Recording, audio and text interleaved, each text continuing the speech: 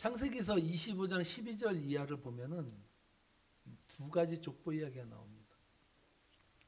하나의 족보는 이삭이 배달은 이스마엘의 족보이고요. 또한 하나의 족보는 이삭의 족보입니다. 근데 이 두 족보에 특이점이 있습니다. 특이점이 있는데 첫 번째는 뭐냐면요. 이스마엘의 족보의 시작은 이스마엘로 시작하고 있어요. 그러니까 이스마엘이 어떻게 보면 그 이스마엘의 자손의 초시가 되는 최초의 사람이라고 볼 수가 있고요. 반면에 이삭의 족보의 시작은 아브라함으로부터 시작한다는 거예요. 우리 다 함께 창세기에서 25장 12절로 13절 말씀을 함께 읽어보겠습니다. 사라의 여종 애굽인 하갈이 아브라함에게 낳은 아들 이스마엘의 족보는 이러하고 이스마엘의 아들들의 이름은 그 이름과 그 세대대로 이와 같으니라. 이스마엘의 장자는 느바요시요 그 다음은 게달과 압부엘과 밉삼과 이렇게 나와요. 이스마엘의 족보는 이스마엘의 자손들로부터 시작해요. 이스마엘의 최초가 되고 그 나머지 12아들이 그 하나의 족속을 이루는 그러한 족보가 형성되고 있습니다. 반면에 이삭의 족보는요, 아브라함으로부터 시작하고 있습니다. 우리 함께 19절 말씀 읽어보겠습니다. 아브라함의 아들 이삭의 족보는 이러하니라. 아브라함이 이삭을 낳고. 이스마엘도 아브라함의 씨고 이삭도 아브라함의 씨인데 족보를 만드는데 이스마엘의 족보에서는 아브라함이 제거되고 이삭의 족보에는 아브라함의 시작으로부터 연결한다는 거예요. 참 의미가 있지 않습니까? 하나님의 족보, 하나님이 부름받은 아브라함의 자손이 이삭으로 시작된다는 것을 말해주고 있습니다. 두 번째 특이점은요, 약속의 자녀 이삭보다 몸종 하갈에서 낳은 아들 이스마엘이 더 빨리 번영하고 번성했어요. 많은 자녀를 거느린 집이 힘이 있고 경제력이 있고 경제력을 생산할 수 있는 토대가 되기 때문에 사람이 곧 재산이었던 것이 과거 시대거든요. 그 가나안 지역의 힘은 사람에게 있었어요. 그래서 하나님 앞에 축복은요, 재물보다도 자손이었어요. 그래서 아브라함을 불러서 내가 너에게 축복할게, 내가 너에게 복을 줄게 할 때 아브라함을 데려다가 무수히 많은 별을 봐라, 바닷가의 모래알을 봐라. 내가 네 민족을, 네 자손을 이렇게 많이 번성시킬 거야 라고 축복해 주셨어요. 놀라운 축복이 자손의 축복이었어요. 여러분, 그런데 이스마엘은요, 그 하나님이 말씀하신 축복으로 따지면은 이삭보다도 훨씬 더 빨리 축복을 받은 사람이었어요. 왜냐하면 25장 16절 말씀에 보면요, 이렇게 말하고 있습니다. 함께 25장 16절에 보면 이렇게 말합니다. 이들은 이스마엘의 아들들이요 그 촌과 부락대로 된 이름이며 그 족속대로는 12 지도자들이었더라 이렇게 말해요. 그러니까 이스마엘의 밑에서 난 자식들이 12족속을 이루고 살았어요. 그런데 오늘 본문에 보면 하나님께 주신 하나님의 계보에 아브라함 다음으로 이삭이라고 하는 그 권위를 준 이삭에게는요, 달랑 몇 명을 줬냐면 2명을 줬어요. 에서와 야곱, 달랑 2이야. 벌써 이스마엘은 출발이 12인데 이삭은요 출발이 2이야. 여러분, 이것을 어떻게 해석하겠어요? 그것도 여러분, 하나님께서 이삭에게 바로 주지도 않았어요. 아주 그냥 애를 태우며 주시는 거예요. 애를 태우면서. 오늘 20절과 26절 말씀에 보면요, 이렇게 말해요. 함께 읽겠습니다. 이삭은 40세에 리브가를 맞이하여 아내를 삼았으니 리브가는 밧단 아람의 아람 족속 중 부두엘의 딸이요 아람 족속 중 라반의 누이였더라. 이삭은 40대에 리브가를 맞이해서 아내를 맞이했어요. 근데 애는 언제 낳냐? 21절에 보면 다 함께 읽어보겠습니다. 그의 아내가 임신하지 못함으로 그를 위하여 여호와께 간구하며 여호와께서 그의 간구를 들으셨으므로 그의 아내 리브가가 임신하였더니 26절에 보면요. 후에 나온 그 아우는 야곱은 그 에서의 발꿈치를 잡고서 나왔는데 그때의 나이가 60이었어요. 그러면 40에 결혼해서 언제 애를 낳습니까? 60에. 그럼 몇 년을 기다린 거예요? 20년을 기다려서 애를 갖게 되었다는 거예요. 여러분, 아브라함이 하나님께서 약속하신 이삭을 얻기까지 몇 년이 걸렸습니까? 75세에 내가 너로 하여금 큰 민족을 이루게 했다고 약속하고 나서 100세에 애를 낳았어요. 25년 걸렸어요. 이삭은 몇 년 걸렸어요? 20년 걸렸어요. 또한 하나님께서 너에게 큰 민족을 이루겠다고 말씀하셨는데 45년 동안 딸랑 3명 남겨놓은 거였어요.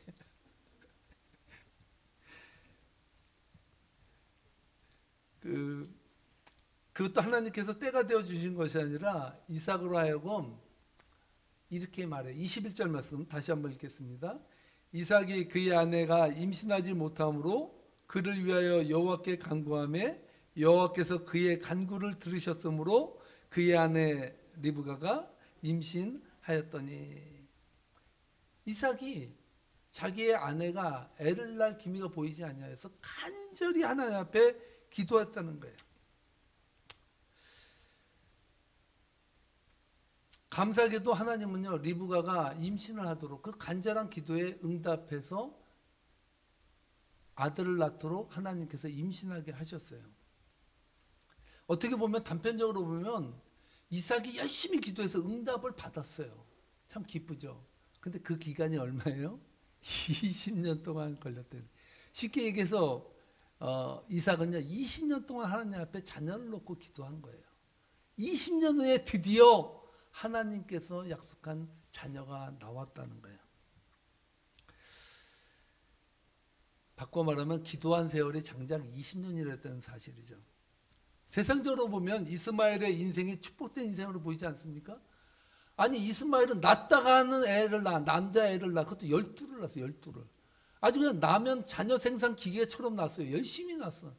얼마나 큰 번성이에요. 세상적으로 보면 이삭보다도 이스마엘이 더 큰 축복을 받았다고 볼 수가 있습니다. 반면에 이삭의 인생을 보면 어디 하나 쉽게 이루어지는 것 같이 보이지를 않습니다.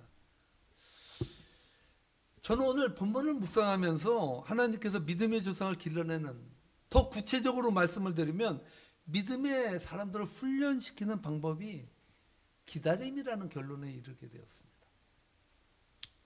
하나님께서 아브라함을 부르셔서 바다의 모래알처럼 하늘의 별처럼 내 자손을 번성시키겠다고 약속하시고 나서 55년이 지나서 달랑 독자를 모면하고 쌍둥이 태를 낳게 하셨고요.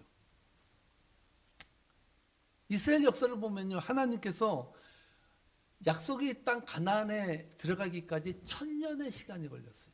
1000년의 기다림이 있었다는 거예요. 박봉수 목사님이 글을 보니까 말의 변화를 보면 시대를 읽을 수 있다라고 말하고 있습니다. 과거에는요, 적자 생존이라는 말이 유행했다고 그래요. 적자 생존은 뭡니까? 환경에 잘 적응하는 자만이 살아남는다는 거예요. 그 소수만이 살아남는 시대, 그 시대를 우리가 살아간다 그랬는데요. 요새는요, 바뀌었대요. 그게 뭐로 바뀌었냐면, 트렌드가 뭐로 바뀌었냐면 빠른 자 생존이래. 빠른 놈만 살아남는데, 여러분 느린 사람은 도태된다는 거예요. 느린 사람은 도저히 사회 부적응자가 된다는 거예요. 그래서 여러분, 우리는 빠른 민족입니까? 느린 민족입니까? 어떻게 아세요? 우리가 왜 빠른 민족입니까? 느린 사람은요 6.25 때 다 죽었대. 총알에 맞아서. 산 사람은 총알을 피해서 산 사람만 다 살아남은 후예들이래. 우리가. 여러분 대단한 분들입니다. 여러분들은 총알을 피해 살아난 사람들의 후예야. 한마디로 말해서 현대사회는 속도전이라는 거예요. 빨리빨리. 뭐든지 다 빨리빨리야. 다 빠르지 않으면 안 되고요.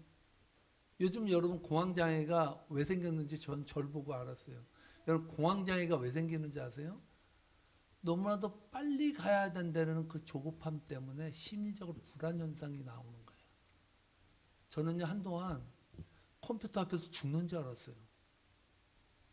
이 컴퓨터가 딱 스탁이 돼가지고 움직이지 않는데 말씀은 준비해야 되는데 밤인데 어디 가서 말씀을 준비해. 컴퓨터는 움직이지도 않고요. 막 두들겨도 아무것도 안 움직이는 거예요. 그 다시 껐다 켰어요. 켰더니 똑같아. 화면이 정지되고 움직이질 않아. 그때 제 가슴이 뛰고 컴퓨터를 부숴버리기 전에 제 가슴이 터질 것 같더라고요. 그래서 제가 이러면 내가 죽겠다. 모든 이 근육들이 막 이렇게 편하지 않은 거예요. 막 답답한 거예요. 그래서 밖으로 뛰쳐나가서 이러다 내가 죽겠다. 그래서 컴퓨터를 1시간 동안 쳐다도 안 봤어요. 나중에 사전을 찾아봤더니 그게 공황장애 전조 영상이래. 여러분 공황장애가 여러분 뭐 특정한 사람만 걸리는 게 아니더라고요. 마음속에 불안이 있고 조급하고 뭔가 빨리 돼야 되는데 안 되는 거야. 빨리 뭔가 이루어져야 되는데 안 돼. 뜻대로 안 되니까 이 정신이 이 마음을 따라가지 못하는 거야. 그러니까 그냥 완전 뚜껑이 열리고 그냥 이상하게 정신 현상으로 온다는 거예요. 여기서 조심하셔야 돼요. 제가 공황장애 걸리는 사람들 저는 이해했어요. 이해되더라고.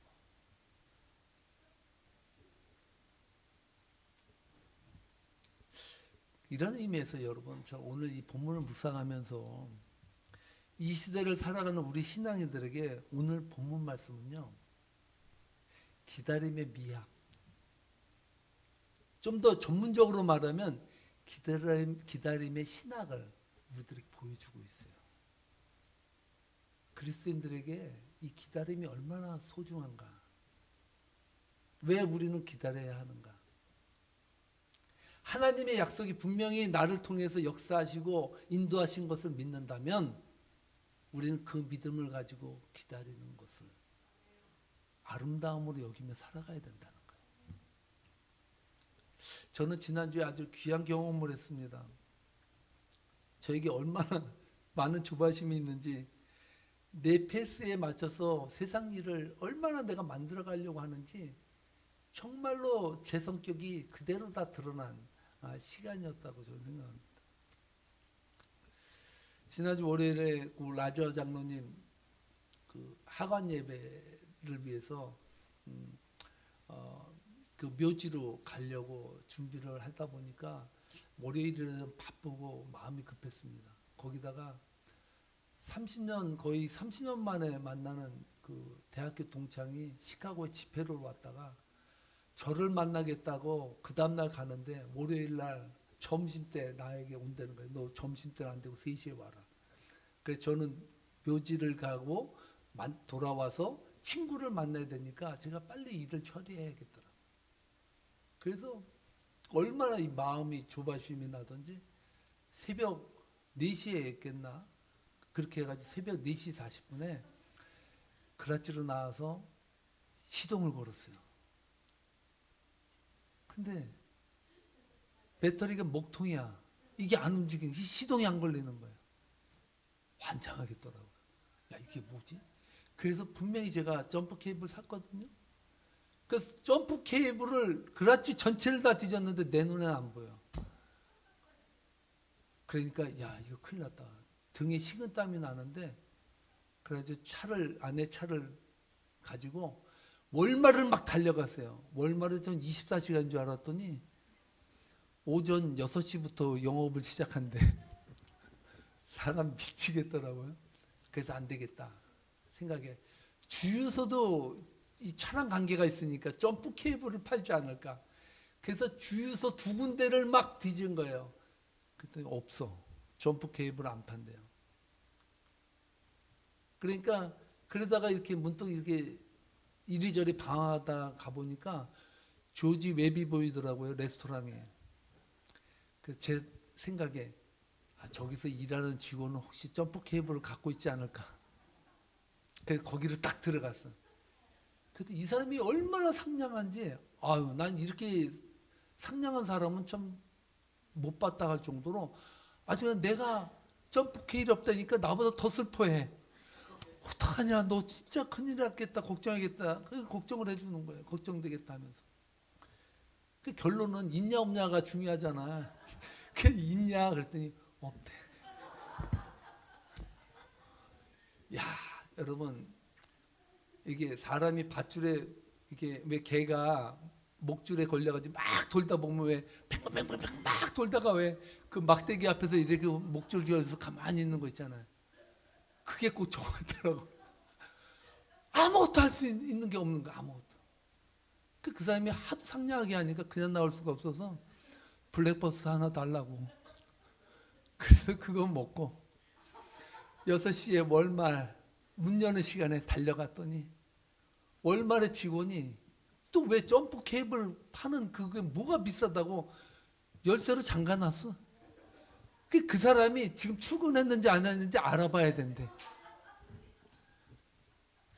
사람 미치겠더라고. 정말 미치겠더라고. 그래가지고 이리저리 뒤져가지고요. 6시에 문 열어서 가가지고 6시 15분에 그 점프 케이블을 사가지고 집에 와서 우리 차를 갖다 대고 점프해서 시동을 걸어가지고 가게로 가는데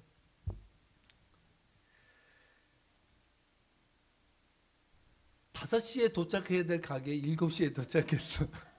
문 여는 시간에 간당간당 갔어요. 저는 그때 이 생각을 했어요. 기다릴 줄 아는 거. 여러분 인생이 내 조바심대로 내 생각대로 여러분 다 이루어지고 간다면 아마 이스마엘을 찬양해야 될 거예요. 근데 이상하게요. 우리 인생도 그렇고 신앙도 그래요. 그리스도인들이 되잖아요. 그러니까 하나님이 그리스도인이 되면 탄탄대로로 줘야 될 거 아니야. 하나님 앞에 헌신하는데 하나님 능력으로 사는데 하나님의 사람으로서의 자존심을 세워줘야 될 거 아니에요. 근데 보면요. 하나님의 사람으로 살아가면요. 꼭 하나님께서 응답할 때 보면 막다른 골목에서 주시고 한참 애끌 타가 주시고 오늘 이삭을 보세요. 이삭을. 아들 주세요. 제가 세상에서 번성해야 믿지 않는 사람들에게 덕이 되지 않겠냐. 그렇게 계속 기도했어요. 근데 하나님이 응답했어요. 그 이삭의 기도에 응답했다고요.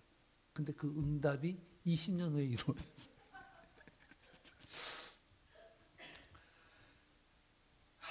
여러분 같으면 어떻겠습니까, 여러분? 여러분은 신앙의 사람들이에요. 여러분 신앙의 자세는 뭐라고 생각합니까?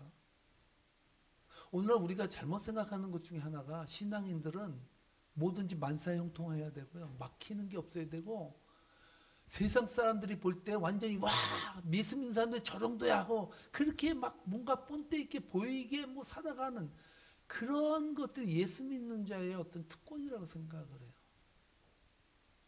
근데 진짜 예수님께서 사랑하는 사람들은요. 우리의 인생을 통해서 기다림을 배우게 하셔요. 때로는 내가 이해하지 못하는 방식으로 너무 힘들게 하면서 그 시간을 계속해서 견디게 하세요. 근데 그 기다림의 시간이라는 것이요. 우리가 뒤를 돌아놓고 보면 내가 하나님 앞에 무릎 꿇는 시간이더라고요. 제가 저희 아버지 얘기했잖아요. 저희 아버지 부도나고 완전히 경제사범으로 경찰서에서 1년 반인가 사셨잖아요. 저희 아버지는요. 자존심이 세신 분이에요. 누구에게 무릎 꿇거나 자존심이 꾸기는 거를 못 봐요. 그 오죽하면 저희 아버지가 가다가 길에서 싸우잖아요. 그 싸운 사람의 시시비비를 가로 들어봐. 너희들 왜 싸우냐고. 그럼 이 사람이 잘못했잖아. 이 자식아 네가 잘못했잖아 하고 막 얘기하시는 분이거든. 그렇게 완전히 자존심으로 사시는 분이요. 경찰서에서 아니 교도소에서 나오실 때 목사님이 예배를 드리는데 무릎을 꿇으시더라고요. 어떻게 보면 저희 아버지는요, 모든 재산을 날리시고 하나님을 만났어요. 돌아가실 때 그렇게 하나님을 찬양하고 가셨잖아요. 어떻게 보면 돈하고요, 신앙하고 아버지는 바꾸신 분이에요. 그래도 돌아가실 때 나는 행복하다고 가셨어요. 나는 행복하다 진짜.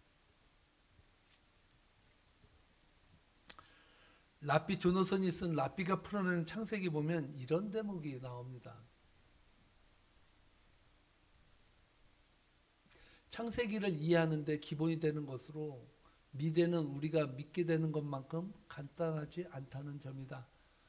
아브라함은 많은 자녀를 약속받았지만 이삭이 태어나기까지 수년을 기다려야 했다. 족장들은 땅을 약속받았지만 한평생 땅을 얻지 못했다. 유대인의 여정은 목적지가 있기는 하지만 길고 길며 많은 우여곡절과 좌절을 안고 있다. 맞는 말 아닙니까? 우리는 우리에게 당면한 문제들을 놓고 얼마나 많이 조바심을 갖고 두려워하고 힘들어하고 인내하지 못합니까? 오죽하면 그리스도인들이 인내를 달라고 하나님 앞에 기도하는데 이렇게 기도한대요. 하나님 저에게 인내를 주십시오. 지금 당장! 이런다는 거예요. 인내를 달랬는데 지금 당장 달래는 거예요. 그게 현대 그리스도인들, 현대인들의 현주소랍니다. 너무 현대인들이 빠른 것에 병들어서 조바심으로, 때로는 불안으로, 장애로, 정신적 외상 스트레스로 우리는 그렇게 지금 살아가고 있다는 거예요. 저는 오늘 이 본문의 이삭을 보면서 믿음에 대해서 다시 한번 제가 생각을 해봤습니다. 믿음이 뭘까? 내가 믿음이 있다는 것이 뭘까? 믿음은 기다림이라는 거예요. 나의 때가 아니라 하나님의 때를 기다리는 것이에요. 그냥 기다리는 것이 아니라 이삭처럼 간구하고 기다리는 거예요. 그냥 앉아서 아유 내가 하나님은 다 하시지. 그래 20년 걸리니까 그냥 기다리고 앉아있자. 이렇게 기다리는 게 아니라 이삭은 끊임없이 하나님 앞에 간구했대요. 하나님 자식을 주세요. 그 기다림의 때가 20년이었다는 거예요. 여러분 그래서 그냥 기다리는 것이 아니라 이삭처럼 간구하며 기다리는 것이고, 그러나 이루실 분은 그때를 정하신 분은 하나님임을 고백하며 기다리는 것이라는 것을 오늘 본문은 우리들에게 말해준다는 것입니다. 말씀 마치겠습니다. 여러분은 어떻습니까? 지금 이루어지지 않아서 지금 여러분이 당면한 문제 때문에 힘들어하지 않고 있습니까? 그때는 하나님이 기다리려는 때입니다. 하나님의 약속이 이루어져 가고 있다는 때입니다. 그리고 하나님께서 역사하실 때라는 것을 믿을 때입니다. 그리고 그때를 기다리십시오. 그렇게 된다면 기다림을 통해서 우리의 신앙은 성숙하고요. 우리의 삶은 겸손해지고 낮아지고 어느 순간인가 그 기다림의 때를 통해서 하나님의 자녀 훌쩍 서 있는 저와 여러분을 발견하게 될 것입니다. 그런 의미에서 오늘 여러분과 다 함께 결단 찬송으로 기다림의 찬양을 함께 하나님 앞에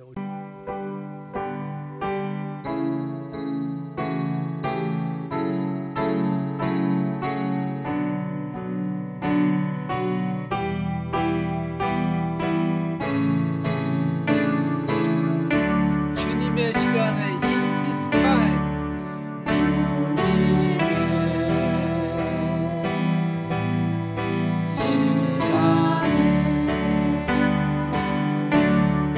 그의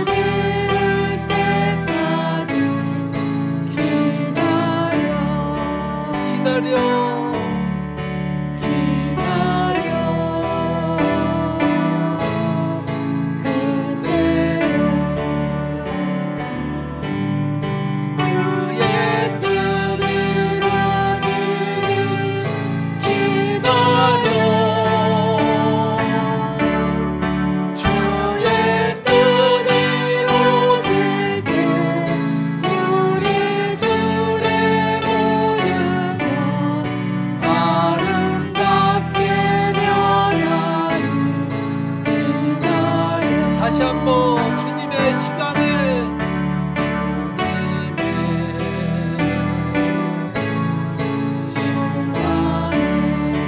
그의 뜻 이루어지리 그의 뜻